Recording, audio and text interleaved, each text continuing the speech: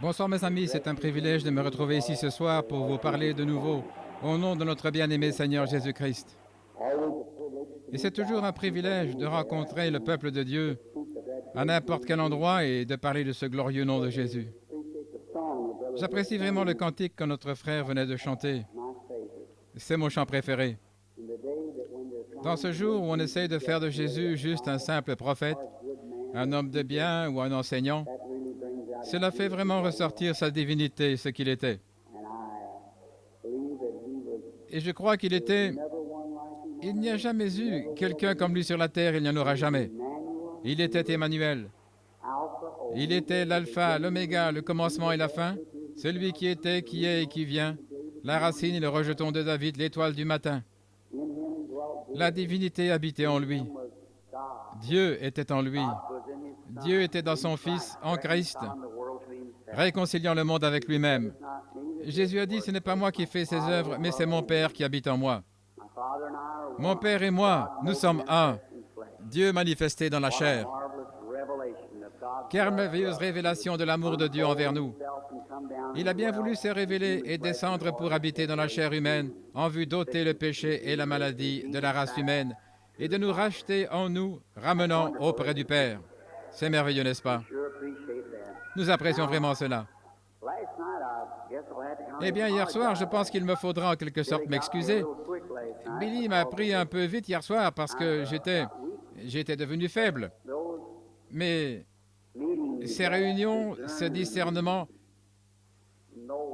personne ne saura jamais ce que c'est, à moins que ce soit tout simplement...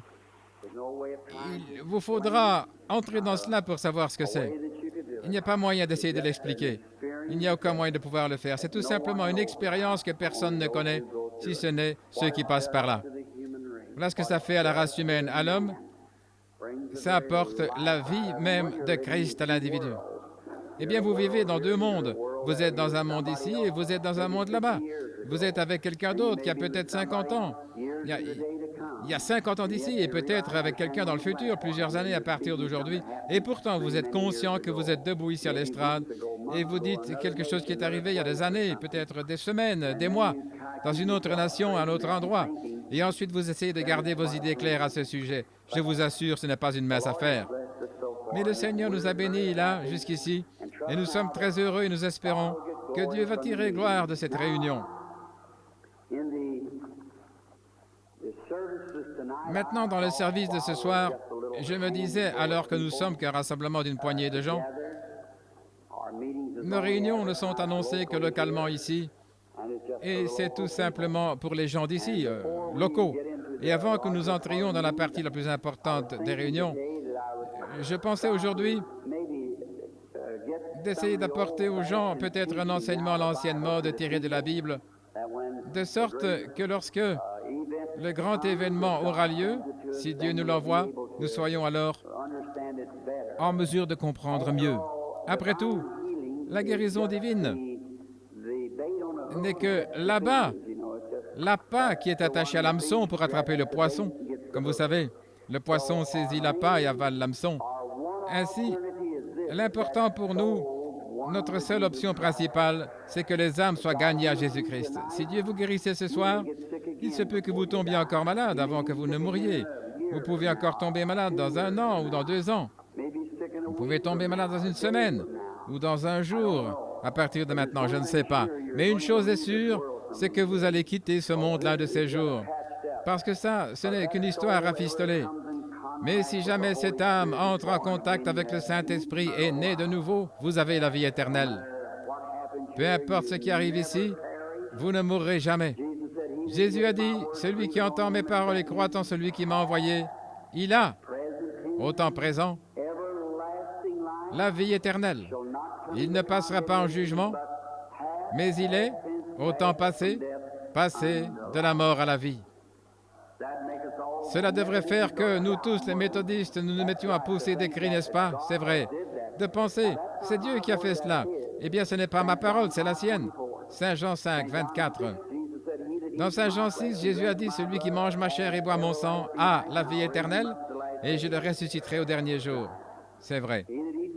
Celui qui mange ma chair et boit mon sang, il a, au temps présent, la vie éternelle. Eh bien, si c'est éternel, c'est qu'elle ne dure pas d'un réveil à l'autre, mais elle prend toute l'éternité. Et maintenant, pour certains d'entre vous, les ministres qui êtes assis tout près, nous savons que cette vie éternelle vient du même mot qui signifie la vie de Dieu, le mot Zoé, le mot grec qui signifie la vie même de Dieu.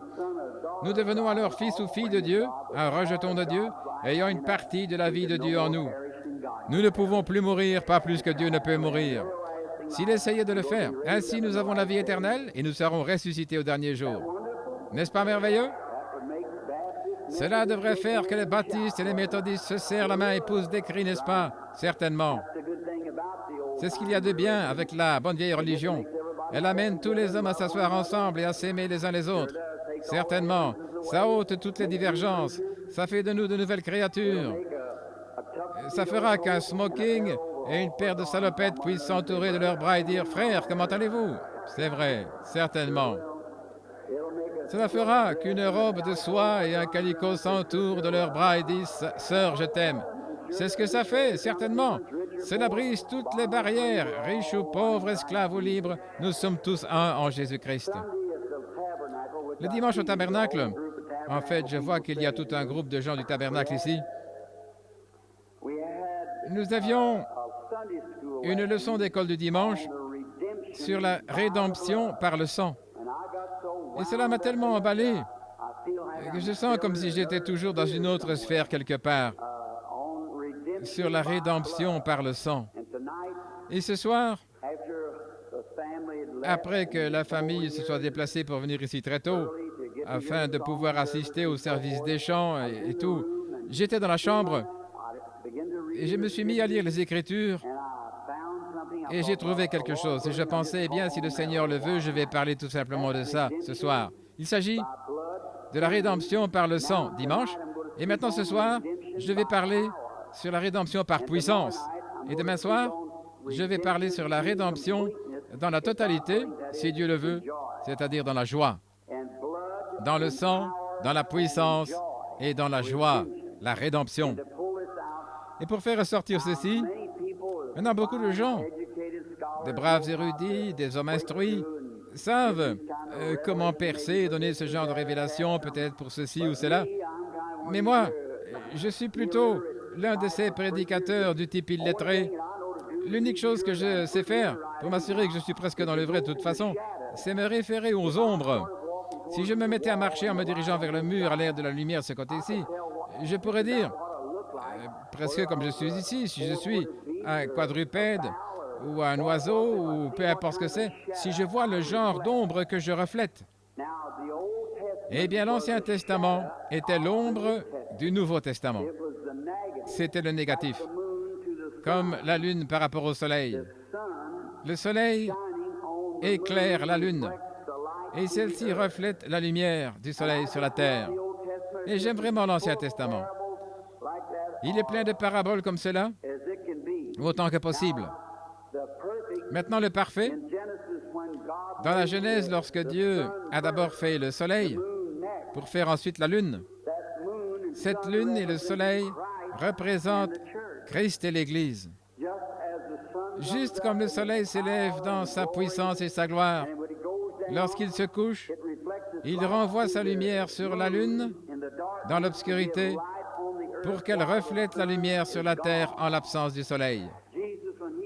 Lorsque Jésus est parti, il est entré dans la gloire et a renvoyé sa lumière sur l'Église pour donner à celle-ci la lumière de l'Évangile jusqu'à son retour. Oh là là! Et ensuite, ils vont se marier. Ce sera merveilleux. Ce sera une grande lumière de la lune. L'agneau et sa lumière. On n'avait plus besoin du soleil dans cette cité. Maintenant, pour une petite avant-première, retournons dans l'Exode. Et j'espère que vous n'avez pas assez de moi lorsque je parle de l'Exode.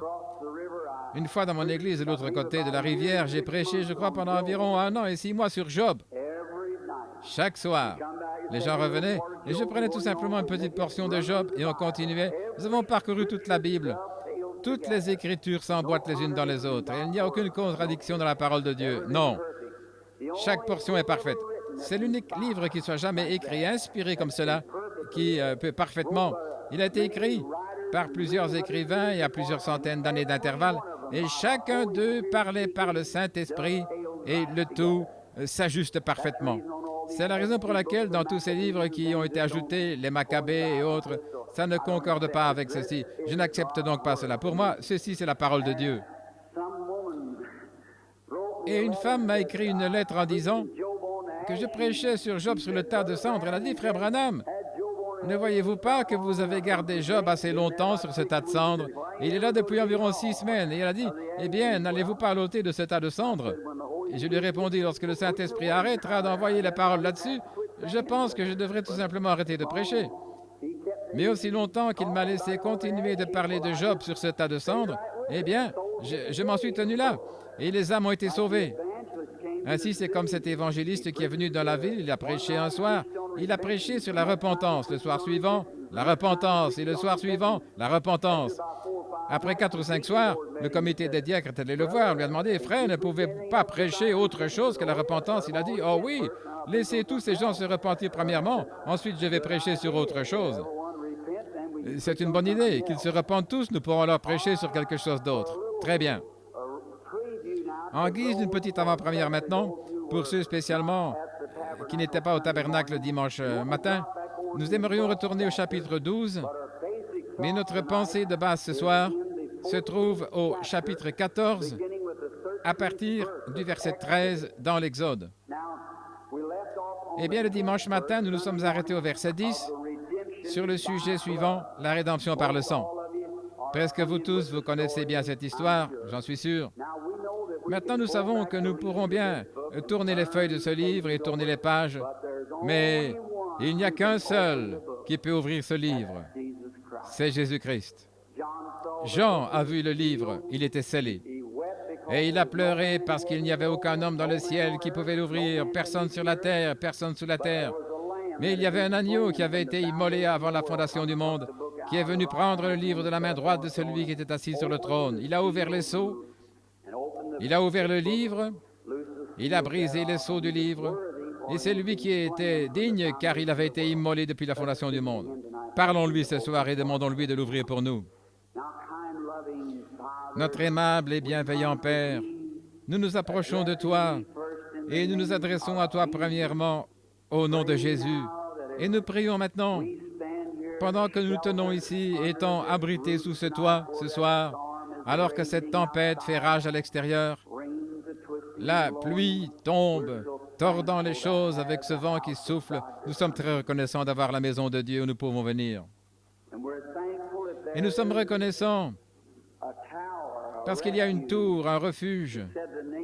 Tu as dit, le nom de l'Éternel est une tour forte, le juste s'y réfugie et se trouve en sécurité. Nous sommes si heureux de connaître le nom du Seigneur et nous sommes venus nous y réfugier. Et maintenant, nous te prions de nous ouvrir cette parole ce soir, Père. Puisse le Saint-Esprit venir, entrer dans la parole, circoncile les lèvres de cet humble pauvre serviteur, ainsi que les cœurs de ceux qui écouteront, tes enfants. Et puisse le Saint-Esprit prendre les paroles de Dieu et les placer dans chaque cœur exactement là où on en a besoin. Bénis-nous maintenant, renouvelle nos esprits ce soir, dans ton esprit. Tire la gloire de ce service, sauve les perdus, guéris les malades. Ramène à la maison les rétrogrades, Seigneur. Et nous te rendrons la gloire, car nous le demandons en ton nom, le nom de ton Fils bien-aimé, Jésus.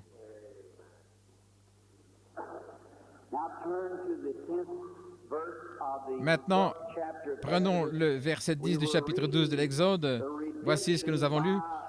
La rédemption par le sang. Dieu avait ordonné qu'on immole un agneau dans chaque maison et on ne devait rien en laisser. Les jugements étaient en train de tomber et le dernier jugement était donc prêt à tomber. Dieu allait accomplir sa parole à la lettre. Et tous ces jugements en ce temps-là étaient un signe parfait, ou plutôt un type parfait des jugements qui sont prêtes à tomber maintenant. Et si vous le remarquez, avant que le jugement tombe, eh bien les ministres peuvent ne pas être d'accord avec moi là-dessus, ce qui est en ordre, mais avant que le jugement commence à frapper l'Égypte, Dieu avait envoyé Israël à Goshen. Ils étaient à Goshen et aucun fléau n'était tombé sur eux. C'était un type parfait de l'Église qui est transporté au-dessus de la tribulation. Très bien. Ensuite, la dernière plaie qui a frappé la terre, ou plutôt qui a frappé l'Égypte, c'était la mort. Vous tous lecteurs de la Bible qui êtes ici présents, vous connaissez vos leçons de l'école du dimanche et tout, vous avez peut-être utilisé plusieurs fois ce passage des Écritures. Mais la mort était le dernier ennemi qui a frappé l'Égypte. Et le dernier ennemi qui va frapper l'Église maintenant, c'est la mort, du point de vue spirituel. Ceux qui ne suivront pas Christ dans le baptême du Saint-Esprit vont sécher et ils mourront spirituellement. Les églises, on peut voir cela maintenant. Après que beaucoup et beaucoup de grands réveils et d'évangélistes ont parcouru le pays, cependant l'Église demeure, c'est-à-dire en ce qui concerne la politique de l'Église, elle devient pire tout le temps.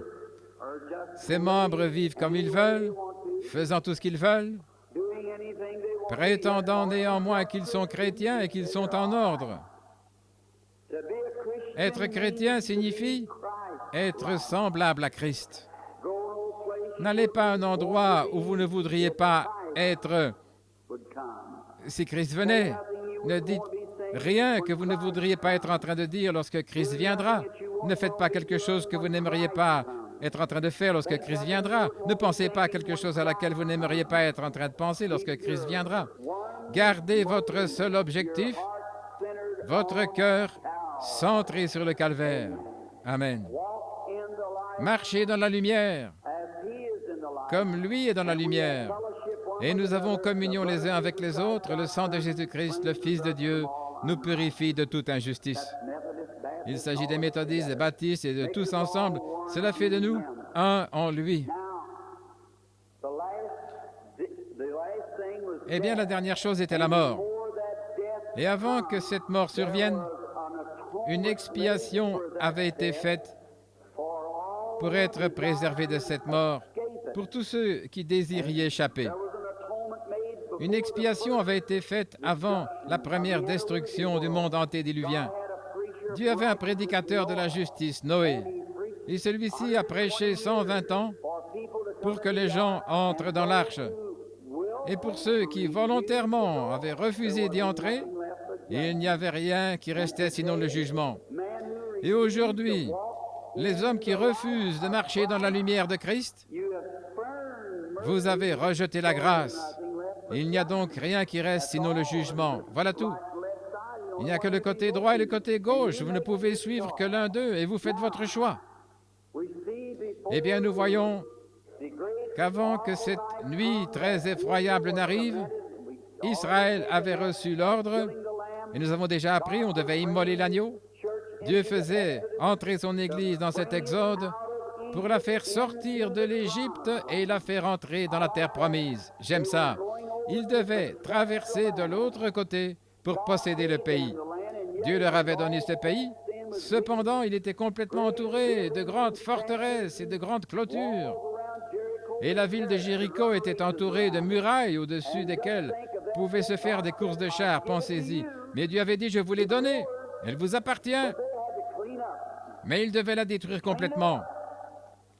Nettoyer tout ça. Et c'est ce que Dieu a fait en ce jour. Il vous a donné à chacun de vous qui en avait besoin, le baptême du Saint-Esprit. Mais vous devez entrer et posséder cela, c'est tout. Combattez toutes les divergences et démolissez les murs et entrez là et possédez-le. Vous direz, le pasteur a dit, ce n'est pas pour nous en ce jour-ci. Continuez à marcher et dépassez ça. Maman a dit, je vais te chasser de la maison. Continuez tout simplement et dépassez ça. Mon mari a dit, je vais t'abandonner. Continuez et dépassez cela, c'est tout. Il faut les posséder, cela, c'est tout. La guérison divine est pour chacun de vous. Chacun de vous qui est assis ici avec le cancer, un problème cardiaque, peu importe, Dieu a donné la promesse. Et elle est vôtre, mais vous devez aller la posséder. Vous direz, eh bien, je me sens vraiment pas très bien. Ça n'a rien à voir avec cela. La promesse est à vous. Dieu vous l'a donnée. Entrez tout simplement et tuez les Philistins d'une extrémité à l'autre. Et boutez dehors tous les Héviens ainsi que les Amoréens, exterminez-les. Entrez là et possédez cela. Dieu a dit, c'est à vous. Allez le posséder. Mais Dieu n'a pas dit, eh bien, moi, Dieu, je vais entrer là, je vais tout balayer, je vous bâtirai de belles villes, je vous établirai là. Je vous ferai rouler sur l'or. Il n'agit pas ainsi. Il vous donne cela, vous devez faire quelque chose. Il est assez bon pour vous avoir donné le pays.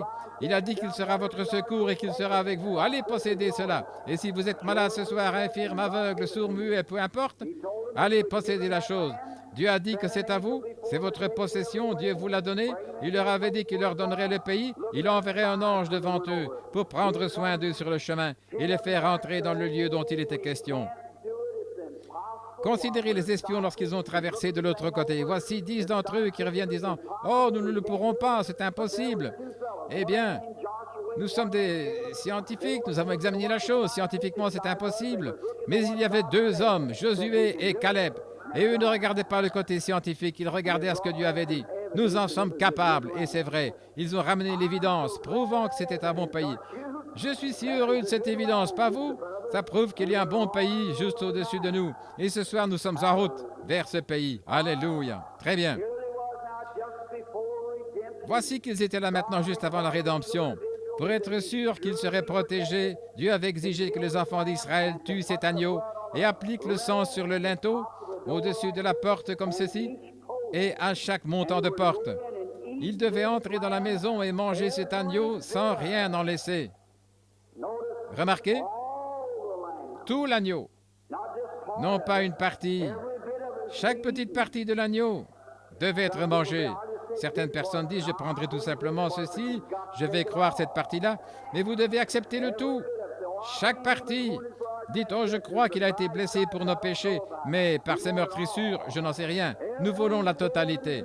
Chacune des parties de cet agneau doit être mangée, le tout. Une partie de ça devient dure, mais nous devons manger cela de toute façon. Dieu l'a dit. Remarquez au verset 10.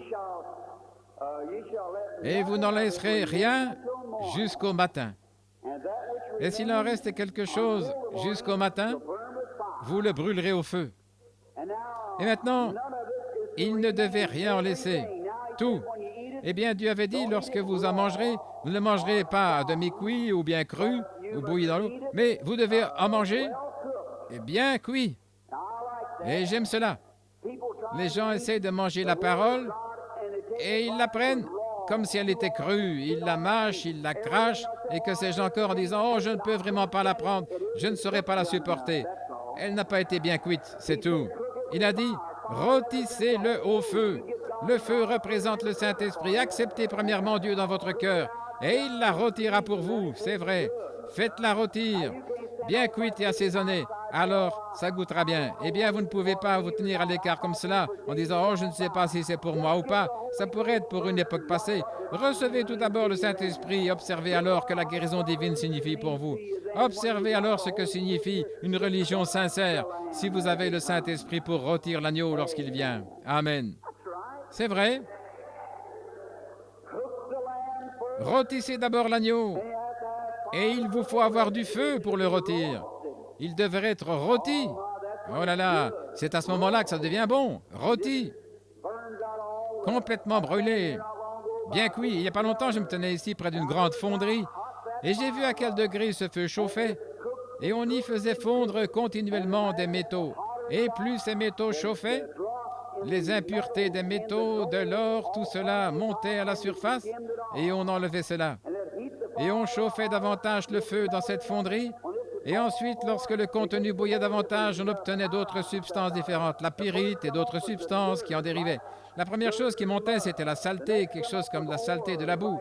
Ensuite, ce qui montait, c'était des choses semblables aux minerais, quelque chose de moins important, de vif-argent et toutes ces choses. Ça montait à la surface et on enlevait ça. Et puis on continuait à descendre.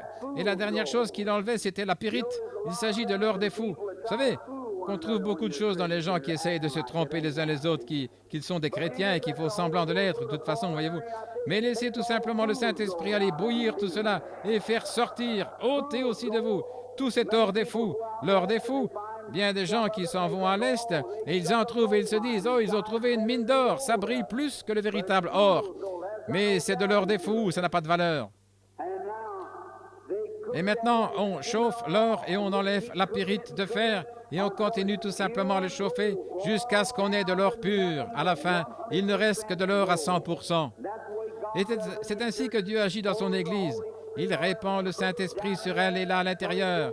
Il chauffe les choses jusqu'à ce qu'il jette dehors toute la mondanité, toutes les divergences, l'égoïsme et tout ça, jusqu'à ce qu'il fasse tout simplement sortir de ça par ébullition et chaque individu qui veut venir à lui. Amen.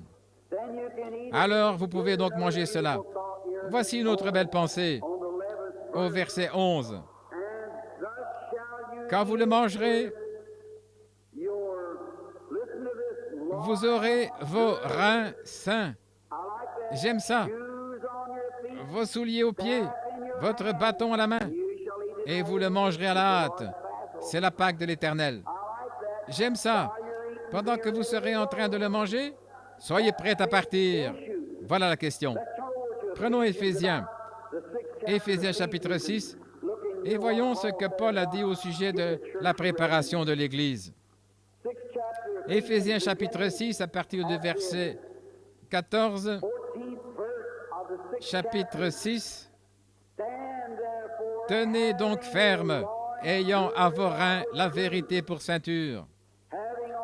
Revêtez la cuirasse de la justice. Mettez pour chaussure à vos pieds le zèle que donne l'évangile de paix. Prenez par-dessus tout cela le bouclier de la foi, avec lequel vous pourrez éteindre les traits enflammés du malin. Prenez aussi le casque du salut et l'épée de l'Esprit, qui est la parole de Dieu. Voyez, Paul est en train de revêtir un homme pour le champ de bataille, pour la marche. Quand la délivrance d'Israël a commencé, Dieu a dit maintenant, vous devez être prêts pour la marche. Lorsque vous serez sous le sang, mettez vos chaussures, saignez vos reins, prenez votre bâton à la main et soyez prêts pour l'appel. J'aime cela. Eh bien, quand un homme entre en Christ pour prêcher l'Évangile, il porte ses souliers de l'Évangile, le casque du salut, la cuirasse de la justice, et il a ses reins sains. D'habitude, chez les soldats d'autrefois, lorsqu'ils portaient ces ornements de guerre, ils avaient une grande ceinture avec laquelle ils attachaient cela ensemble et qui soutenait cela aux reins, ces boucliers pour se protéger contre les lances de l'ennemi. Quelle véritable leçon pour nous! Et lorsque les reins commençaient à se relâcher, à baisser, ou plutôt le bouclier, alors il resserrait la ceinture et la faisait monter. Il resserrait ses ornements de guerre et les faisait remonter. Quelle belle image de ce jour! Lorsque vous sentez comme si vous commencez à vous relâcher, lorsque le diable dit « ça ne sert à rien », baissez la main et resserrez la ceinture un petit peu. Et tenez votre épée un peu plus fort, comme dans la main, et avancez. J'aime cela. Soyez prêts pour la marche. Tout homme qui marchait sous ce sang ce soir-là avait reçu l'ordre de rester là et de ne pas sortir avant d'avoir reçu l'ordre de marche. Et tout homme qui est né de l'Esprit de Dieu entre en Christ, il a la vie éternelle, il revêt son bouclier, sa cuirasse, et il se tient prêt, et il lui est défendu de partir avant d'avoir reçu l'ordre de marche. Oh, n'est-ce pas merveilleux? N'êtes-vous pas heureux que vous ayez attaché tout cela ce soir, vous, les soldats? Autrefois, on avait un conducteur de chant au tabernacle. Notre chant, c'était « C'est la bataille aux soldats chrétiens. » Et face à face, en rang serré, avec l'armure brillante, la bannière flottante, le bien et le mal s'affrontent aujourd'hui. C'est la bataille. Ne vous lassez pas. Fortifiez-vous et tenez ferme par sa force. Si Dieu est pour nous, sa bannière sur nous, nous chanterons le chant de la victoire. Plusieurs de ces vieux saints sont allés dans la tombe, mais l'un de ces jours, là-bas, dans un nouveau monde, lorsqu'ils entreront dans la terre promise, la bannière de la croix sera au-dessus de nous, et nous chanterons le chant de la victoire.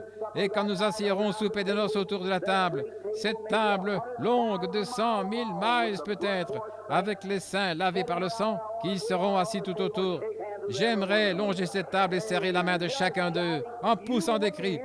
Vous voulez m'entendre crier? Attendez jusqu'à ce que j'arrive là et observez-moi. Je ne suis pas encore assez grand pour ça, mais remarquez donc, en ce qui concerne la marche, soyez prêts. Nous allons partir. Voici une triste image avant que nous passions à notre leçon ordinaire. C'est au verset 38. Écoutez. Et une multitude de gens de toute espèce montèrent avec eux. Ils avaient aussi des troupeaux. C'est là qu'Israël a commis l'erreur. Le surnaturel avait été accompli. Des gens non convertis ont suivi à cause du surnaturel. Et finalement, cela leur a causé des ennuis. Et en descendant, nous remarquons au verset 42 et 43, le Seigneur s'est adressé à Moïse et lui a dit que personne, sauf ceux qui étaient sacrifiés, ou plutôt personne ne pouvait manger le sacrifice, excepté ceux qui étaient circoncis. Aucun étranger, personne du dehors, personne ne devait en manger, si ce n'est seulement les circoncis. Et quelle disgrâce pour nous aujourd'hui! En ce jour, mes chers amis, où dans l'Église, tous ceux qui sont membres de l'Église prennent la communion. Et c'est faux. Seuls ceux qui sont rachetés, ce sont les seuls qui en sont dignes. Ésaïe a parlé en ces termes. Les tables du Seigneur seraient pleines de vomissements. À qui enseignerai-je la doctrine? À ceux qui sont sevrés à la mamelle. Et il a ajouté, c'est précepte sur précepte, ligne sur ligne, un peu ici, un peu là, et retenez ce qui est bon. Quand Dieu parlait, il savait qu'en ce jour dans lequel nous vivons, l'Église entrerait tellement dans la politique et qu'elle laisserait toute chose. Les gens entrés, tant qu'ils ont fait inscrire leur nom dans le registre de l'Église et qu'ils sont devenus membres, ils prennent la communion. Et la Bible dit, celui qui mange et boit indignement est coupable du corps et du sang du Seigneur. Saint Jean chapitre 13, c'est Jésus qui parle. Des années plus tard, dans 2 Corinthiens 11, Paul a dit, « Celui qui mange et boit ceci indignement sera coupable du corps et du sang du Seigneur. » Que chacun s'examine, dit-il, avant de prendre cela. Je cite l'Écriture. C'est vrai. Celui qui mange et boit ceci indignement, il mange et boit sa propre condamnation, car il ne discerne pas le corps du Seigneur. Et c'est pour cela que plusieurs sont malades et beaucoup sont faibles et plusieurs sont morts. Rassurez-vous que vous êtes en ordre avec Dieu. Voici ici l'ombre de cela. Personne, excepté les circoncis, peu importe combien la personne était loyale, combien elle aidait l'Église juive, elle devait être un prosélyte, elle devait être un véritable croyant circoncis avant de pouvoir prendre la communion ou de manger la Pâque. Oh, combien nous sommes éloignés de la ligne aujourd'hui. Eh bien, allons-y vite alors. Ce soir, Dieu les a fait sortir. Nous passons maintenant au verset 13 du chapitre 14. Dieu leur avait donné la colonne de feu pour aller devant eux. Je pense qu'ils avaient ici cette image ce soir, et je le dis avec révérence. Sincèrement, pendant que nous sommes ici dans ce groupe ce soir, je crois qu'elle est au milieu de nous ce soir. La même colonne de feu qui a conduit les enfants d'Israël va devant nous, accomplissant les mêmes miracles et prodiges. Et tout enseignant ici présent ou tout érudit de la Bible, vous savez bien que l'ange qui accompagnait Israël et qui les conduisait vers la terre promise, c'était l'ange de l'Alliance, c'était Jésus-Christ. Et aujourd'hui, Jésus-Christ, le même hier, aujourd'hui, éternellement, accompagne et va devant ce groupe que vous aimez appeler les saints exaltés, si vous voulez. Il continue à les conduire de victoire en victoire. Gloire à Dieu. Dans ces nations, en ce temps-là, ils étaient méprisés, haïs, rejetés et repoussés par les nations. Ils étaient traités de tous les noms. Il en est de même aujourd'hui avec les véritables croyants. Vous, dans vos églises, vous savez que lorsque vous prenez position pour Christ et que vous défendez la vérité, toute l'Église dit « Regardez-le, il a perdu la tête, il est devenu fou. » Ne prêtez pas attention à cela, continuez votre route. Maintenant, vous êtes complètement revêtus de votre armure et le sang va devant vous, le Saint-Esprit vous conduit. Continuez tout simplement à avancer, ne faites pas attention à ce que quelqu'un dit. Regardez droit au calvaire et continuez à marcher. Quel beau type! Eh bien, ils étaient sortis et ils sont arrivés, maintenant remarquez, la rédemption par le sang les avait fait sortir d'Égypte. Et maintenant, ils devaient donc avoir quelque chose d'autre pour les faire entrer dans le pays. Eh bien, ils n'étaient qu'à leur début. Ils étaient sortis, ils étaient circoncis, ils étaient passés sous le sang et ils étaient en marche. Eh bien, ils étaient parvenus à quelque chose, ils continuaient leur route, sachant qu'ils étaient passés de la mort à la vie. Ils savaient qu'ils avaient la vie éternelle. Mais les voici en train de monter maintenant et les difficultés commencent à surgir. Voici venir l'armée de Pharaon, les poursuivant pour les attraper. Les ennuis sont venus. Écoutez, Dieu est pour nous un refuge, notre force, un secours qui ne manque jamais dans la détresse. Oh, j'espère que vous voyez ceci. Voici, sachez, écoutez, au verset 13. Et Moïse dit au peuple, ne craignez point. J'aime cela. Après que Jésus soit ressuscité des morts, il disait constamment, ne craignez point. C'est l'ennui avec l'Église aujourd'hui. Vous avez terriblement peur de connaître un échec. Comment pouvez-vous échouer alors que vous êtes en Christ? Vous ne pouvez pas faillir. Vous avez la vie éternelle. Tous les démons de l'enfer ne peuvent pas vous ébranler. Vous avez la vie éternelle. Jésus l'a dit. N'ayez donc pas peur de l'échec. Vous direz, bien, je crains de devenir fanatique. Je préférerais avoir un peu de fanatisme plutôt que de me tenir tranquille et ne rien faire, certainement. Un homme qui est prêt à faire quelque chose. On parle de Ballard par ici. Un homme est venu chercher auprès de lui du travail et il lui a dit, apposez votre signature ici. Il a pris son stylo pour signer et Ballard lui a demandé, où est votre gomme? Il a dit, je n'en ai pas, je ne commets pas d'erreur. Il a dit, je ne saurais pas vous employer. Vous n'allez rien faire, c'est vrai. Si vous ne commettez pas d'erreur, vous ne faites rien. Allons-y, mon frère. Soyons actifs et pleins d'entrain. J'aime Longfellow là. Ne me dites pas en poésie mélancolique que la vie n'est qu'un rêve dénué de sens et que l'âme qui sommeille est morte et les choses ne sont pas ce qu'elles semblent être. Oui, la vie est réelle et la vie est solennelle. Et la tombe n'en est pas le but. Tu es poussière et tu retourneras à la poussière. N'a pas été dit de l'âme, soyons actifs. De tout cœur dans le combat. Ne soyez pas comme un troupeau muet. Soyez un héros. N'attendez pas que les gens vous persuadent d'aller à Christ. Tenez-vous comme un homme ou une dame. Acceptez-le. Marchez en avant. Victorieux. Amen. C'est ce que Dieu cherche. Des soldats qui sont prêts, qui sont rudes. Vous ne pesez peut-être que 75 kilos, mais vous pouvez néanmoins être tenace, frère, et rempli de puissance, si seulement vous laissez Dieu faire les choses à sa manière. Et j'ai vu des gens qui pesaient 100 kilos, qui n'avaient même pas un brin de virilité en eux. C'est vrai, c'est juste. Remarquez, Moïse dit au peuple, ne craignez pas, tenez-vous tranquille et voyez la délivrance de l'Éternel. C'est bien. Continuez à marcher. Ne craignez rien. Si vous avez accepté Christ comme votre sauveur, allez de l'avant. Frère Branham, j'ai besoin du baptême du Saint-Esprit. Continuez tout simplement à avancer, n'ayez pas peur.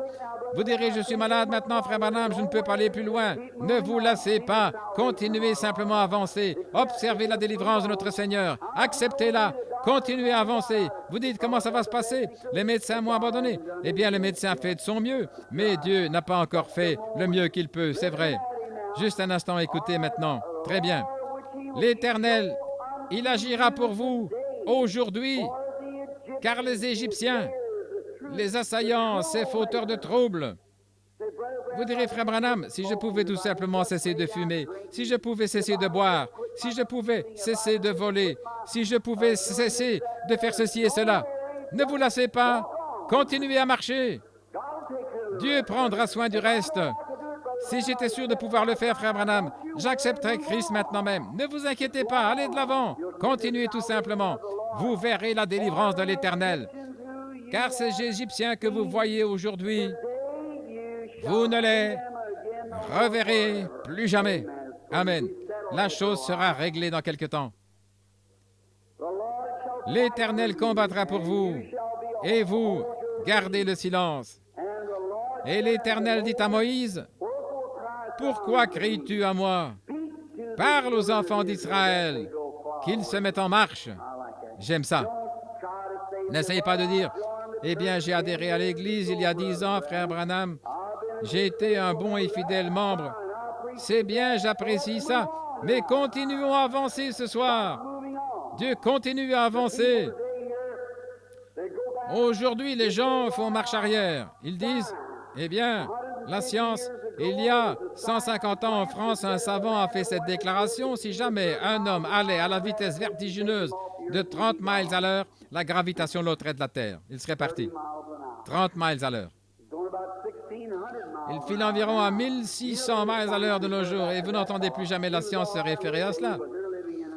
Il avait raison à son jour, mais on vit dans un autre jour, c'est vrai.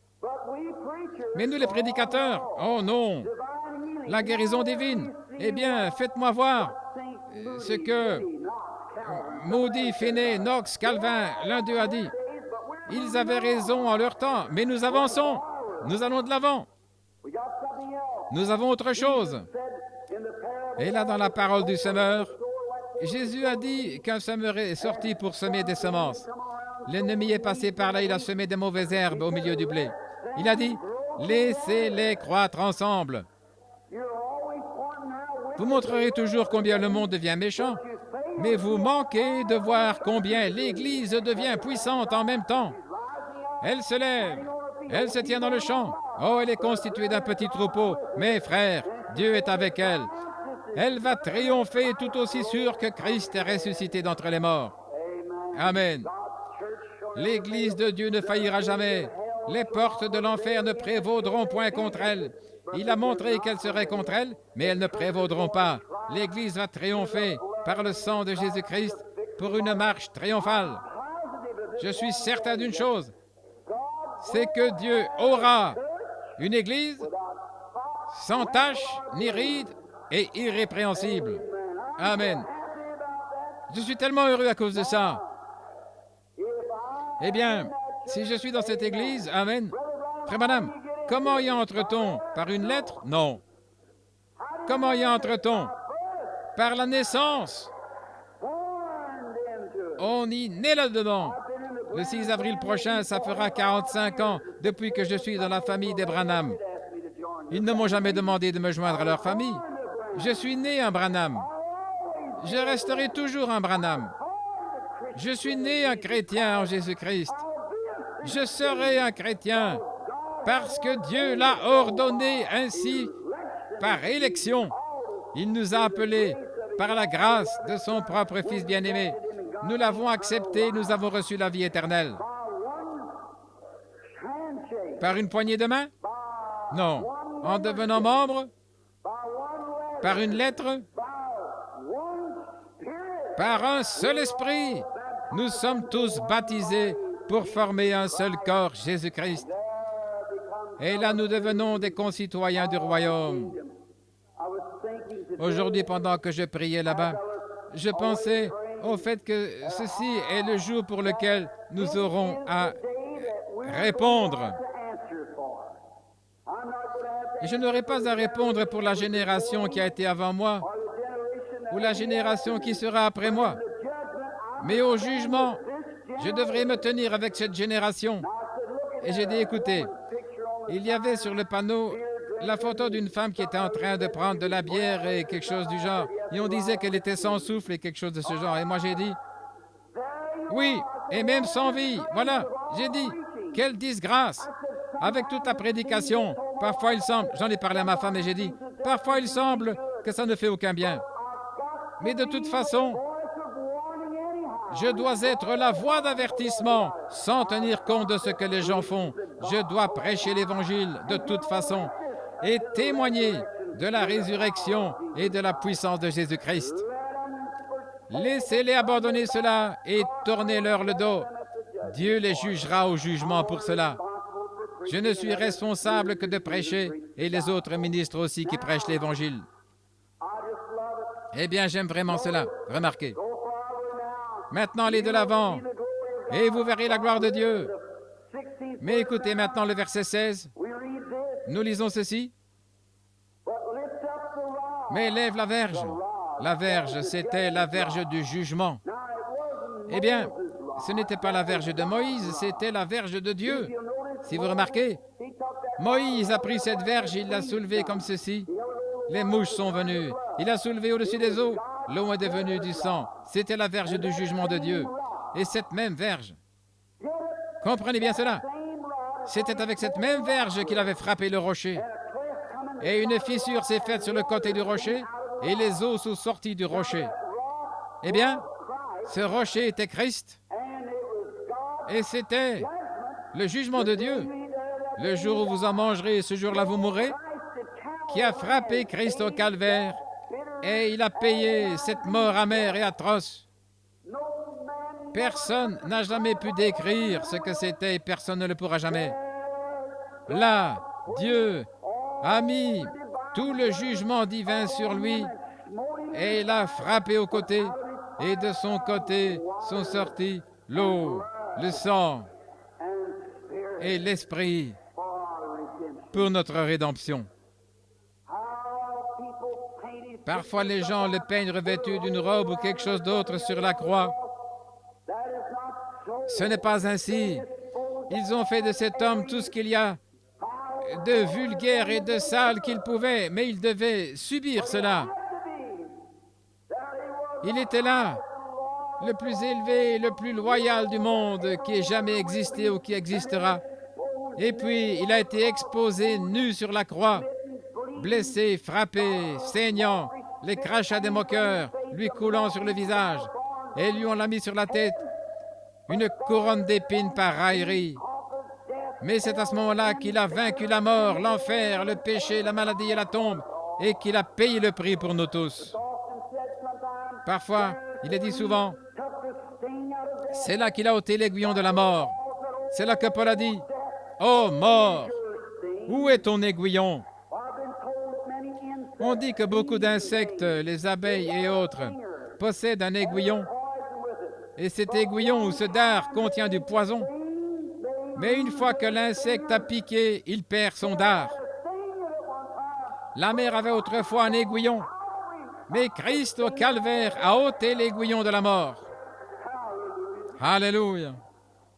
Oh, lorsque j'y pense, là, il a arraché l'aiguillon de la mort pour vous et moi. Tout l'aiguillon de la mort, Paul a dit, lorsqu'on s'apprête à lui trancher la tête dans la prison romaine, il a dit, « Oh mort, où est ton aiguillon ?» Il a pointé le calvaire. C'est là que l'aiguillon de la mort a été enlevé. « Oh tombe, où est ta victoire ?» Il a dit, « Mais grâce soit rendue à Dieu qui nous donne la victoire par notre Seigneur Jésus-Christ. Amen. » La verge, le jugement, étant là, sur la mer, et font là, c'est par là, et les enfants d'Israël entreront au milieu de la mer à sec. Et moi, je vais endurcir le cœur des Égyptiens pour qu'ils te suivent. Et Pharaon et toute son armée, et ses chars, et ses cavaliers, ils feront éclater ma gloire.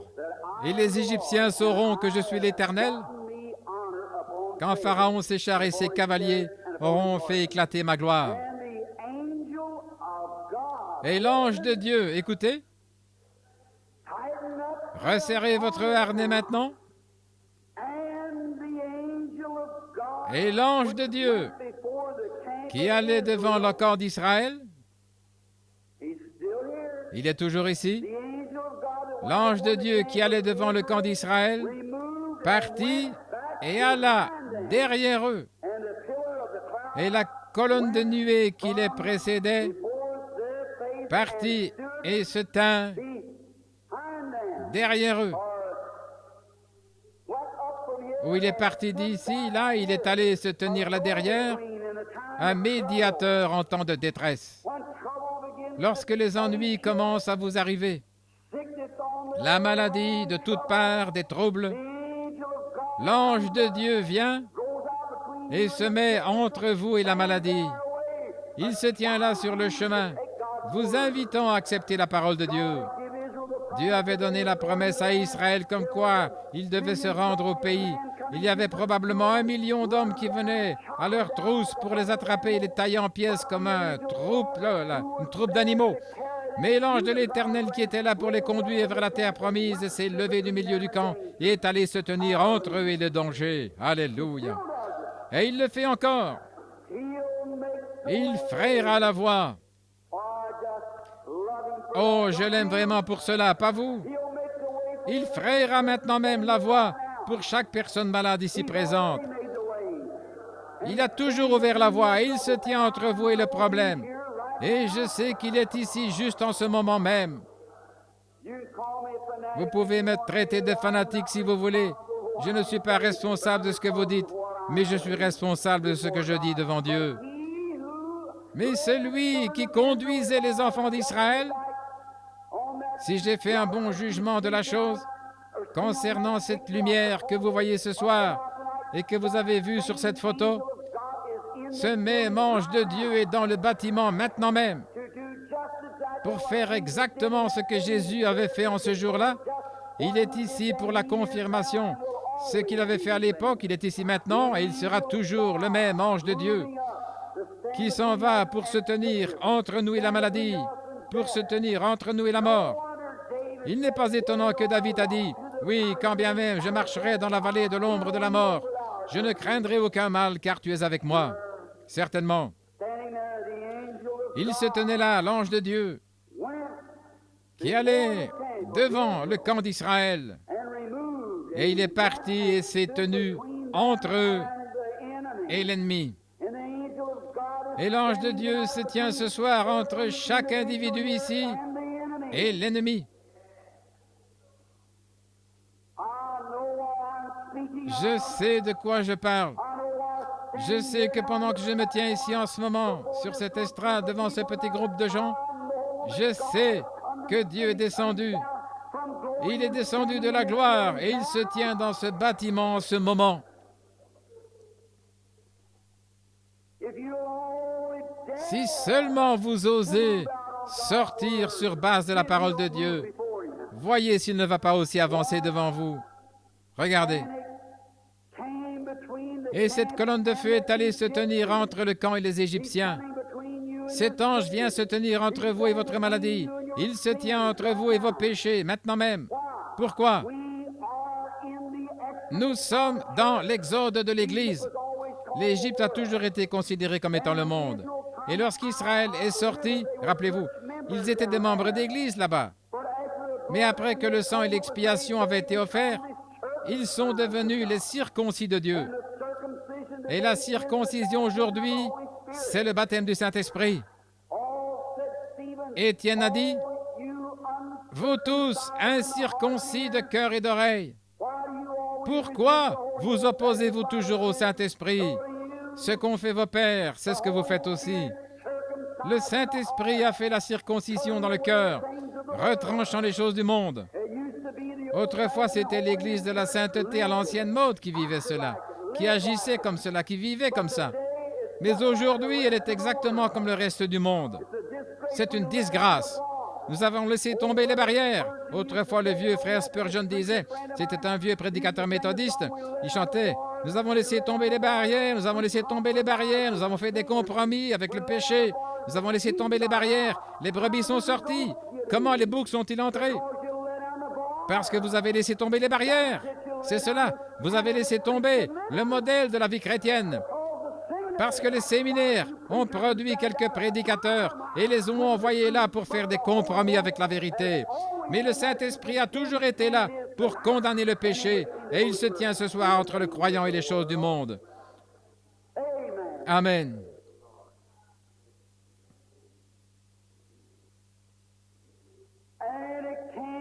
Et il se plaça entre le camp des Égyptiens et le camp d'Israël.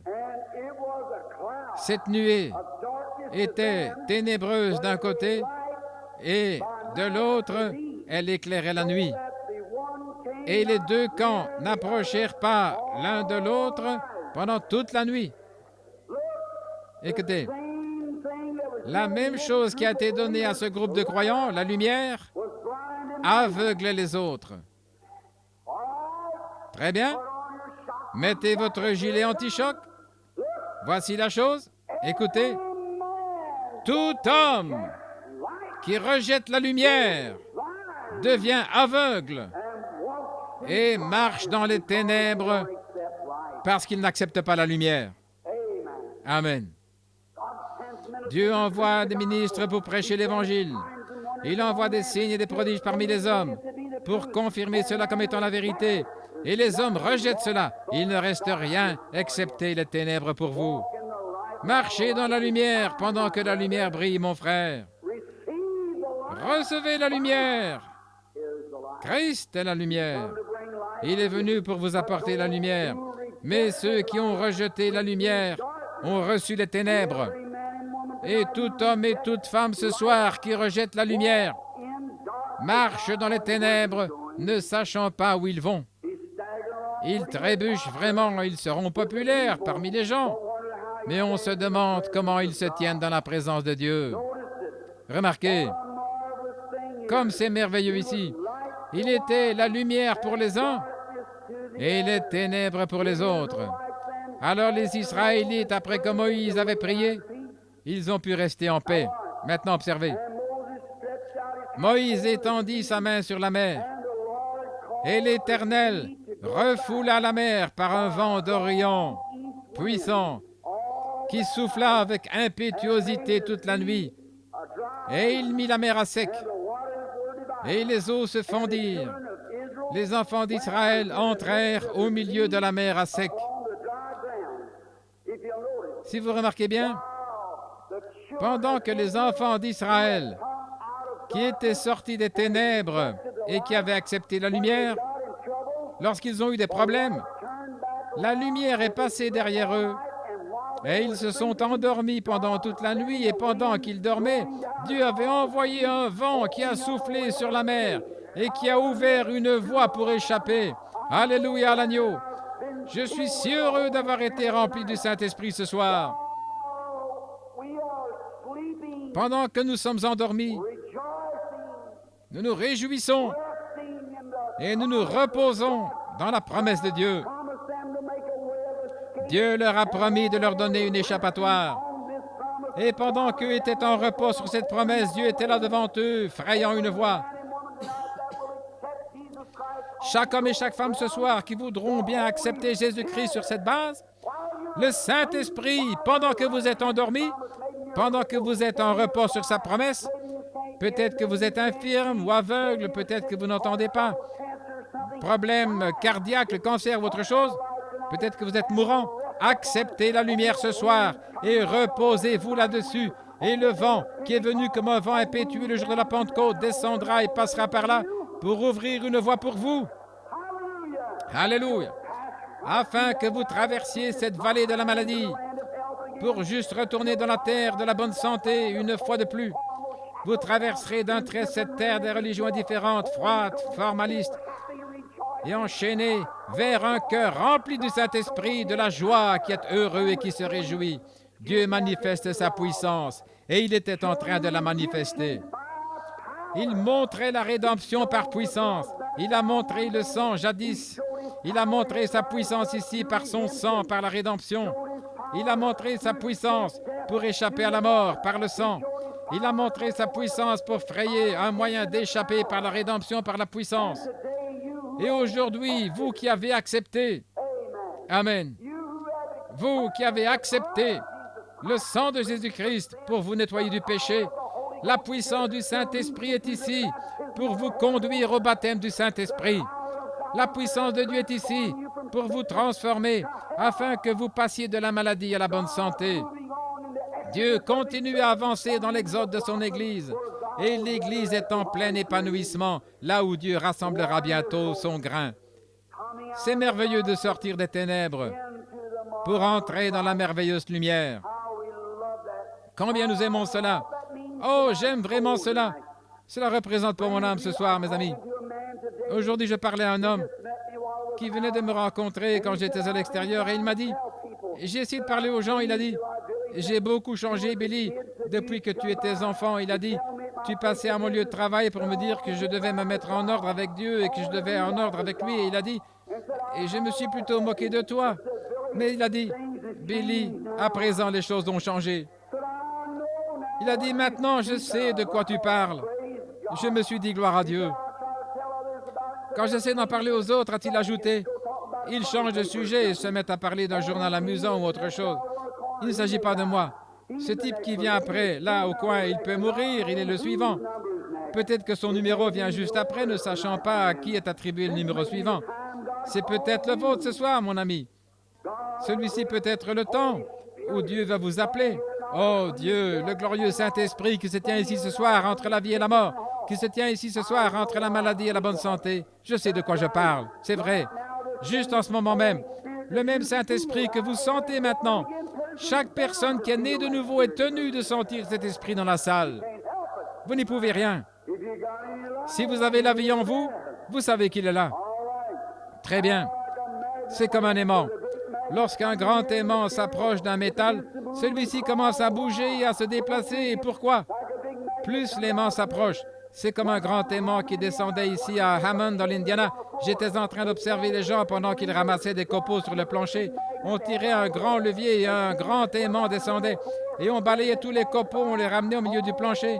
Et pendant que l'aimant passait, tous ces copeaux qui avaient été magnétisés par l'aimant, le fer, montaient directement et étaient emportés par l'aimant.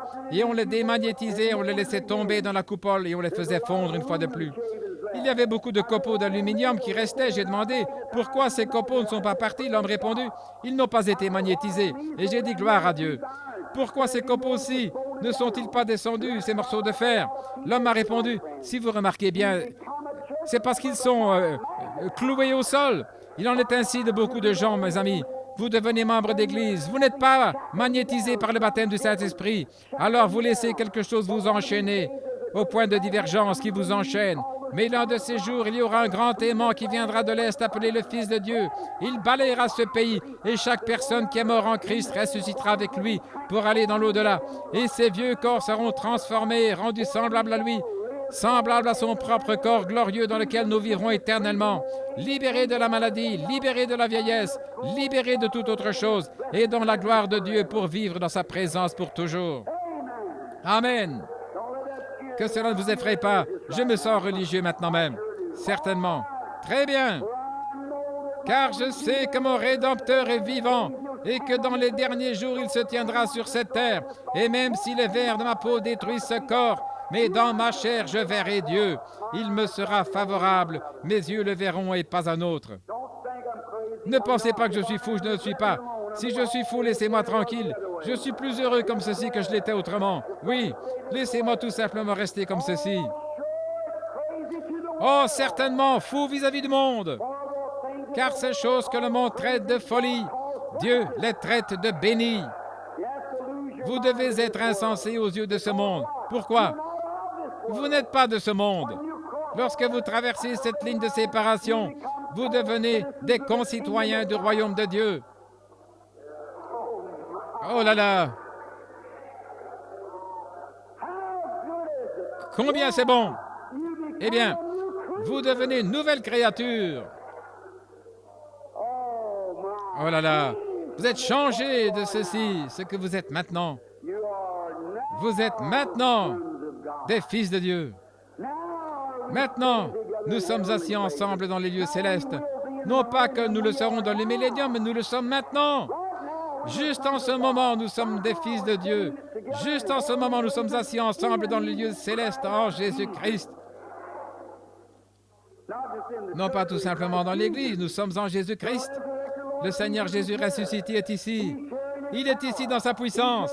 Il est ici dans sa puissance de rédemption. Il est ici pour l'exode. Il est ici pour faire entrer chaque membre d'Église dans la communion avec lui. Il est ici pour faire entrer chaque pécheur, peu importe combien vous êtes vil. Il est ici pour faire entrer la puissance de sa résurrection dans votre vie et faire de vous une nouvelle créature. Il y a quelques années, toutes les religions du monde se sont réunies. Je pense que c'était à Londres, en Angleterre ou ailleurs. Je ne me rappelle plus. Mais lorsque tous parlaient en faveur de différentes églises, les mahométans, bouddhistes et tout, un petit homme qui représentait l'église de la sainteté de l'Amérique, John Witt, je crois que c'était son nom. Ainsi donc, lorsqu'il s'est levé à son tour pour parler dans ce grand rassemblement où toutes les religions étaient représentées, il a raconté l'histoire de Lady Maccabée. Combien cette femme était vile. On l'avait arrêtée dans l'Oklahoma avec un cigare à la bouche, conduisant ou transgressant la loi sur la vitesse. Elle parcourait les rues dans un carrosse. Elle avait commis tant de meurtres. Elle était tellement souillée et tellement méchante que lorsque les bourreaux sont allés pour mettre du goudron ou des plumes sur elle, ceux-ci n'ont pas voulu mettre la main sur elle. Ils craignaient de se souiller. Et après avoir raconté cette histoire de façon dramatique, au point que tous ceux qui étaient au bord de leur siège, il a demandé, « Messieurs, vous qui appartenez aux religions de ce monde, votre religion possède-t-elle quelque chose qui pourrait purifier les mains de Lady Maccabée? » Personne n'a dit un mot. Il a sauté en l'air et il a claqué les talons et il a claqué des mains. Il a dit, « Le sang de Jésus-Christ ne purifiera pas seulement ses mains, mais il purifiera aussi son cœur. » Amen, c'est vrai. Le sang de Jésus-Christ prendra la prostituée la plus vile de Louisville, dans le Kentucky, et fera d'elle une sainte, une dame. Il prendra le contrebandier d'alcool de cet endroit et fera de lui un gentleman et un saint de Dieu. Mes amis, citoyens du royaume, mes compatriotes du Kentucky, de l'Indiana et des environs, ce soir, ne pensez-vous pas qu'il est temps pour vous de considérer ce Seigneur Jésus avant que la dernière occasion vous soit retirée? Lorsque vous voyez l'Église entrer dans ce glorieux exode, quand vous voyez la colonne de feu marcher au-devant, se tenir là et accomplir des prodiges et des miracles, il est ici ce soir dans toute sa puissance de la rédemption. Il est ici pour guérir chaque pécheur et pour ramener chaque rétrograde. Il est ici pour guérir chaque personne malade. Il est le plein évangile et nous prêchons le plein évangile. Mangez tout l'agneau, rôtissez-le avec le Saint-Esprit et sachez qu'il est bon à manger, car le Saint-Esprit nous a prédit qu'il est vraiment bon. Goûtez et voyez combien le Seigneur est bon. Cela goûte comme du miel sur le rocher. Notre Seigneur Jésus est ici dans son amour et dans sa puissance, dans ses glorieuses bénédictions rédemptrices. Oh, il se tient entre l'Église et le péché ce soir. Il se tient entre vous et le jugement. Saignant, priant. Il n'y a pas longtemps, je suis entré quelque part dans l'Ohio où j'étais allé juste pour donner mon jugement, d'après mon opinion. Je mangeais à un petit restaurant des Dunkards. Nous tenions une grande série de réunions. Je devais rester dans un petit motel à plusieurs kilomètres en dehors de la ville. Je mangeais dans un restaurant des Dunkards. Ce sont des braves gens aimables et le dimanche, ils avaient fermé, ils étaient allés à l'église. Il me fallait de l'autre côté dans un petit restaurant américain ordinaire pour y prendre mon dîner. Lorsque j'ai franchi la porte, là, il y avait un policier entourant une fille de son bras et jouant à une machine à sous. Jouer à l'argent est illégal dans l'Ohio. Et là, l'homme de loi était lui-même en train de violer la loi. Et peut-être que cet homme de mon âge, peut-être marié, ayant une famille quelque part, et il avait entouré de ses bras une jeune dame qui était là. Et j'ai regardé au fond de l'autre côté du restaurant, et là, des garçons ivres étaient assis avec une jeune dame qui n'agissait pas du tout avec moralité. J'ai regardé une vieille dame, elle est environ 58 ans ou 60 ans, aussi âgée que ma mère, la peau toute ridée. Elle était assise là, à ma droite, sur un box où je m'apprêtais à m'asseoir, et elle portait des tout petits vêtements. Et, oh, c'était horrible. Et les ongles, ses orteils étaient peints en rouge vif, ses lèvres étaient rouges vifs. C'était le spectacle le plus horrible que vous ayez vu. Ses cheveux étaient coupés courts avec des franges relevées comme ça. Elle était en train de boire. 2 hommes lui tenaient compagnie, ils étaient là. Et ils avaient un aspect horrible, des ivrognes. Et l'un d'eux était étendu au travers de la plaque de la table. Ils se sont excusés et ils sont sortis pour se rendre aux toilettes. J'ai dit, oh Dieu, comment peux-tu supporter ça? Comment peux-tu regarder cela comme ça? Et alors que même dans mon cœur, et aussi mauvais que je suis, pourtant, je me demande, cependant, si ma petite Sarah et ma petite Rebecca devront grandir dans une telle génération pour voir de telles choses, Seigneur, pourquoi n'effaces-tu pas ceci de la surface de la terre? Je me suis dit, pourquoi ne le fais-tu pas, Seigneur? Je me suis assis là, j'ai commencé à pleurer et j'ai eu une vision. J'ai vu comme si le monde était en train de tourner dans l'air. Et l'arc-en-ciel se tenait là autour de cette terre. Et quelqu'un qui était en train de me parler a dit, c'est le sang de Jésus-Christ qui entoure ce monde et qui empêche Dieu de le détruire. Si Dieu peut voir le péché, le jour où tu en mangeras, ce jour-là tu mourras. Tout homme qui se trouve sous ce sang-là a le libre arbitre de faire son choix. Mais si jamais vous mourrez et que votre âme monte au-delà de la grâce de ce sang, vous êtes déjà jugé avant d'atteindre cet endroit. Il ne vous reste plus rien. Alors je me suis vu moi-même. J'ai vu mon Seigneur Jésus se tenir là avec une couronne d'épines sur la tête et les larmes mêlées au sang qui coulait, dégoulinant de sa barbe. Et j'ai vu mes péchés venir devant lui. Et chaque fois qu'il venait devant lui, au point qu'il tremblait et les épines s'enfonçaient dans son front, il reculait en titubant, il disait, Père, pardonne-lui, il ne sait pas ce qu'il fait. Et quand je faisais encore quelque chose de mal, son sang agissait comme un pare-choc sur la voiture, protégeant la voiture, me protégeant de la colère de Dieu, sans mérite. Et je me suis doucement avancé vers lui, je me suis agenouillé devant lui, et j'ai baissé le regard, et il y avait un vieux livre de péché qui était posé là, et mon nom était écrit dessus, et j'ai dit, Seigneur, veux-tu me pardonner? Certainement, a-t-il dit avec ses yeux aimables. Il a pris sa main sur son côté, il a pris son sang, et il a écrit sur le livre, pardonné. Et il a jeté cela dans la mer de l'oubli. Il a dit, merci Seigneur. J'ai dit, merci Seigneur. Il a dit, je te pardonne. Mais toi, tu es en train de la condamner? Oh, cela a changé le tableau pour moi. Je suis sorti de la vision, je me suis avancé là, je me suis assis près d'elle, et j'ai commencé à lui parler. Et avant, dans sa vie, elle en avait vu de toutes les couleurs. Je lui ai demandé, n'avez-vous jamais été une chrétienne? Elle a répondu, j'ai été élevée dans une maison chrétienne. Et je lui ai demandé, qu'est-il arrivé? Elle m'a parlé d'un écart de conduite vis-à-vis de son mari, des enfants et tout. Je lui ai demandé, pendant toutes ces années, n'avez-vous jamais mené une vie paisible depuis que vous avez rencontré Dieu? Elle répondit, Monsieur, c'est la vérité. Ne voulez-vous pas le recevoir maintenant même? Elle a répondu, va-t-il m'accepter? J'ai répondu, il est en train de frapper à votre porte en ce moment. Et là, sur ce box, sur le plancher, nous sommes agenouillés devant cette audience-là. La machine à sous s'est arrêtée, les jurons vulgaires ont cessé et tout. Et j'ai levé mes mains, et ses pauvres mains ridées, et je l'ai conduite à Jésus-Christ.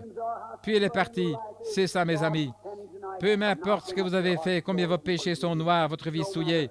Dieu se tient là. Il est en train de frapper à la porte de votre cœur. Inclinons la tête maintenant. Père céleste,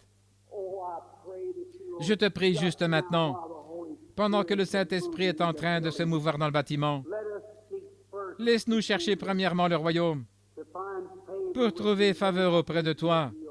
Et alors je crois que tu guériras les malades. Juste en ce moment, Père, pendant que nous ressentons qu'il y a un grand et profond intérêt, une conviction, et que les gens savent que ton Église est dans un exode et que nous nous dirigeons vers le jugement.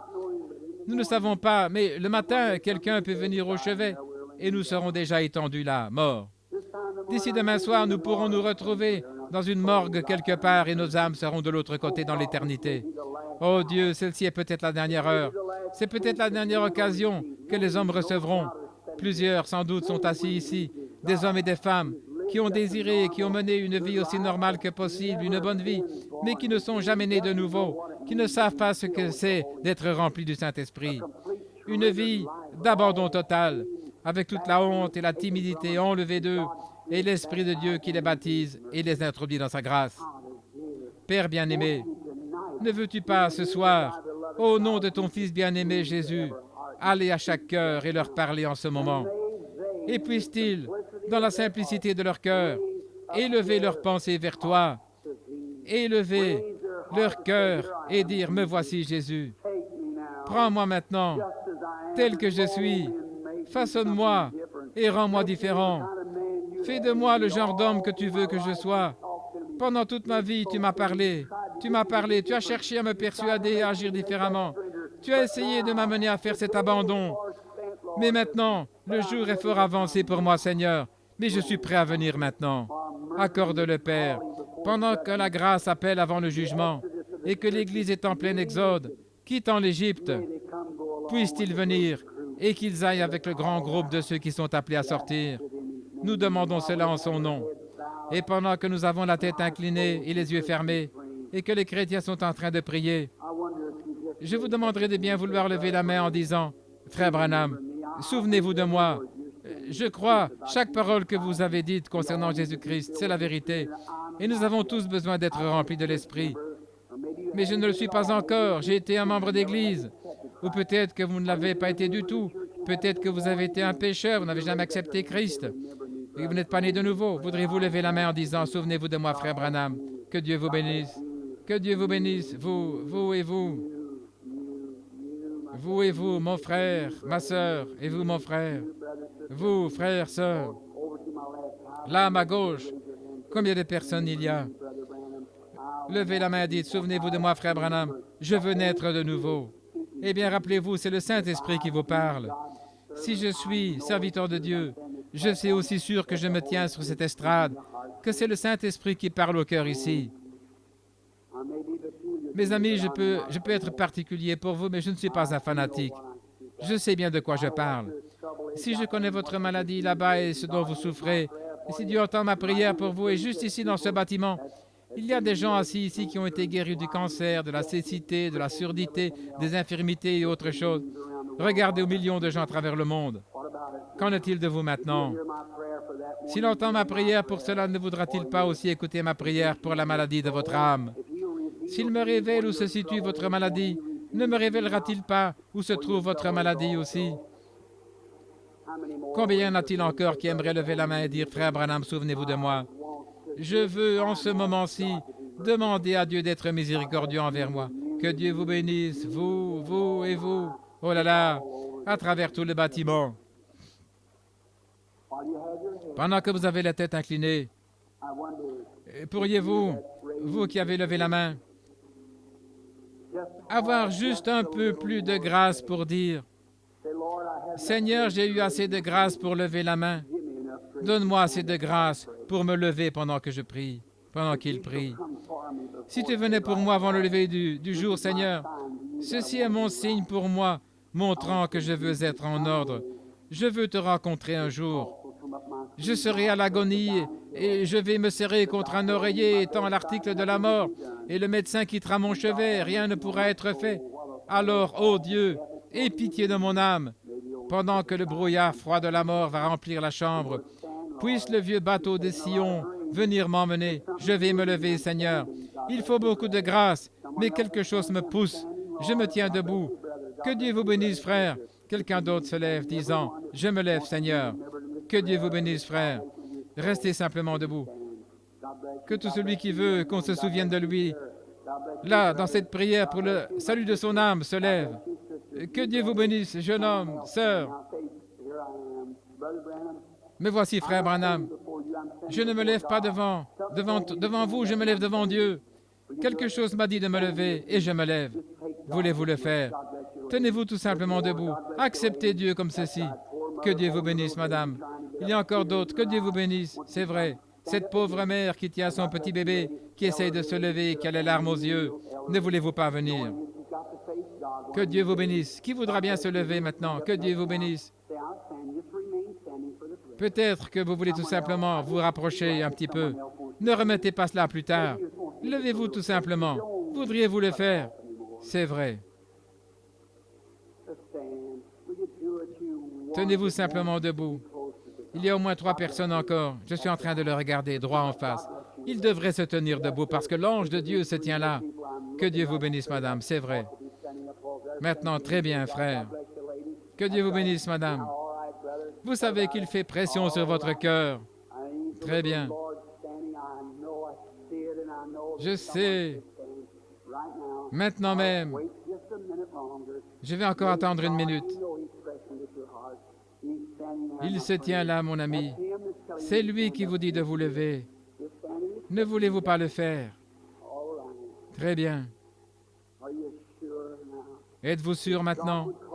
Si Dieu vous appelait ce soir, dans cette réunion, ce sermon, cette invitation va vous rencontrer là de l'autre côté lorsque vous allez mourir. Qu'en avez-vous fait?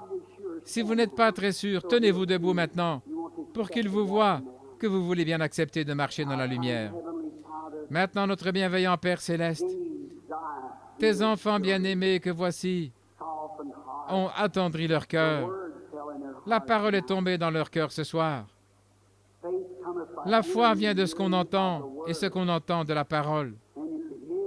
Et ils ont entendu. Et toi, tu as attendri leur cœur. Beaucoup sont debout, des hommes et des femmes, des garçons et des filles. Ils te confessent comme leur propre sauveur et conducteur bien-aimé. Et ce soir, que l'ange de Dieu qui est ici maintenant, qu'il les guide dans la vie, qu'ils soient guidés au calvaire maintenant même dans leur cœur, et qu'ils acceptent Jésus comme leur sauveur. Et que le Saint-Esprit, par le sang de Christ, descende dans leurs âmes et ôte toute indifférence, et qu'il les remplisse du baptême du Saint-Esprit. Que ceci soit la soirée la plus glorieuse de leur vie. Nous savons que c'est le cas, car ce soir ils te reçoivent. Accorde-le, Seigneur, juste maintenant, qu'ils rentrent à la maison à partir d'ici ce soir étant heureux, et qu'ils se réjouissent et louent Dieu de tout leur cœur. Je demande cette bénédiction au nom de Jésus-Christ. Maintenant, que le Seigneur vous bénisse pendant que vous êtes assis. Laissez-moi vous poser une question maintenant. Chacun de vous qui étiez debout et qui sait que quelque chose lui est arrivé pendant que vous étiez debout, levez la main. Levez tout simplement la main si vous savez que quelque chose est arrivé. Que Dieu vous bénisse. Oui, c'est juste. Absolument. Je me suis tenu debout et j'ai vu ici, juste à l'instant même, le même ange dont je parle circuler ici à travers le bâtiment. Le même ange du Seigneur, la colonne de feu. Au cours des 5 ou 10 dernières minutes, j'ai prêché sous cette inspiration-là. Je le sens, je vois cette colonne de feu circuler à travers ce bâtiment. Eh bien, vous pouvez penser que je suis en train de vous raconter des histoires, mais c'est la vérité. Maintenant, je ne pense même pas à appeler une ligne de prière. Je pense que je vais me tenir ici. Je vais demander à Dieu de confirmer par des signes et des prodiges que je vous ai dit la vérité. Combien ici veulent être guéris, les malades? Levez la main. Où que vous soyez, levez tout simplement la main et dites « Je l'accepte ». Très bien. Je veux que vous regardiez, que vous viviez, que vous croyez. Quelqu'un dans cet auditoire, quelqu'un, regardez par ici et dites « Seigneur Jésus, je crois que la raison pour laquelle j'ai fait cet appel à l'autel, c'est parce qu'il nous faut d'abord trouver grâce à ses yeux. Ceci est quelque chose de nouveau pour moi. Il me faut premièrement trouver grâce à ses yeux. Alors si j'ai trouvé grâce et que j'ai rendu un service, et vous, 1 douzaine ou 2 douzaines d'âmes sont venues à lui, certainement. Maintenant, chacun de vous qui êtes venu à Christ, cherchez une bonne église remplie du Saint-Esprit et rendez-vous là. Et là, cherchez son baptême jusqu'à ce que vous l'ayez reçu. Allez tout simplement là chaque jour, le jour et la nuit, continuez simplement à prier. Eh bien, vous qui êtes malade, si je vous ai dit la vérité, Dieu témoignera que c'est la vérité. La seule chose qui puisse faire cela, et Dieu fera connaître cela si vous priez tout simplement et que vous croyez de tout votre cœur. Regardez et dites ceci. Lorsque l'ange du Seigneur m'a rencontré là à Greens Mill dans l'Indiana, il y a 8 ans de cela, depuis mon enfance, il m'a accompagné. Il m'a montré des visions. Lorsque je suis allé vers lui, il m'a dit, « Si tu es sincère, que tu amènes les gens à te croire, rien ne résistera à ta prière. » Eh bien, il peut faire la même chose pour vous maintenant, comme à cette époque-là. Il est ressuscité d'entre les morts. Et là, l'auditoire qui est dehors devant lui, il sait ce qu'a chacun de vous, ce que vous avez fait, votre problème et tout. Croyez-vous cela? Alors croyez de tout votre cœur. Je remarque un jeune homme qui est assis là. Il croit. Il a la foi. Croyez-vous que Dieu peut me permettre de connaître votre problème? Vous le croyez? S'il le fait, accepterez-vous votre guérison? Vous souffrez du cœur, n'est-ce pas vrai? Et si je vous disais que vous en êtes guéri, allez-vous le croire? Tenez-vous debout. Vous êtes tendu, vous avez un souffle au cœur, cela vous a dérangé tout un temps. Lorsque vous vous couchez aussi, cela vous étouffe et vous avez beaucoup de palpitations, des battements irréguliers, n'est-ce pas vrai? Cela provoque une indigestion qui part de votre estomac, ça monte à travers ses veines, n'est-ce pas vrai? Ça ne vous dérangera plus. Tenez-vous simplement à ce que vous avez juste en ce moment. Rentrez chez vous et soyez guéris. Je ne suis pas en train de lire votre pensée. Vous m'êtes totalement inconnu. Vous êtes tout simplement un homme qui est assis là, n'est-ce pas vrai? Je ne vous ai jamais vu, gloire à Dieu. Eh bien, l'ange de Dieu est ici. Franchement, jeune homme, j'aimerais vous demander quelque chose, et voyez si cela est vrai ou pas. Il y a environ quelques instants, tout d'un coup, quelque chose d'étrange vous a traversé lorsque j'ai commencé à parler de l'aiguillon qui est arraché de l'insecte qui pique, n'est-ce pas vrai? Et vous avez eu une sensation étrange, n'est-ce pas vrai? Et ne m'avez-vous pas regardé au même moment? Et mes yeux n'ont-ils pas rencontré les vôtres au même moment? C'est à ce moment-là que vous avez été guéri de votre problème de cœur. Alléluia. Je ne suis pas en train de lire vos pensées, mes amis. Je dis tout simplement la vérité. Que pensez-vous? Croyez-vous? Croyez-vous que je suis le prophète de Dieu? Vous qui êtes assis sur les sièges de devant, je vous parle beaucoup parce que vous êtes devant. Voyez, c'est là derrière au fond et tout autour de moi. Mais croyez-vous que si je peux contacter votre esprit, Dieu révélera ce qu'est votre problème? Accepterez-vous votre guérison? Vous êtes diabétique, est-ce vrai? Levez la main si c'est vrai. Tenez-vous debout. Acceptez votre guérison maintenant. Que le Seigneur Jésus-Christ vous guérisse. Que Dieu vous bénisse. Ayez la foi. Y a-t-il quelqu'un ici qui croit? Ayez la foi dans votre cœur, de tout votre cœur. Je vois un jeune homme qui est assis là avec un costume bleu. La colonne de feu se tient juste au-dessus de lui.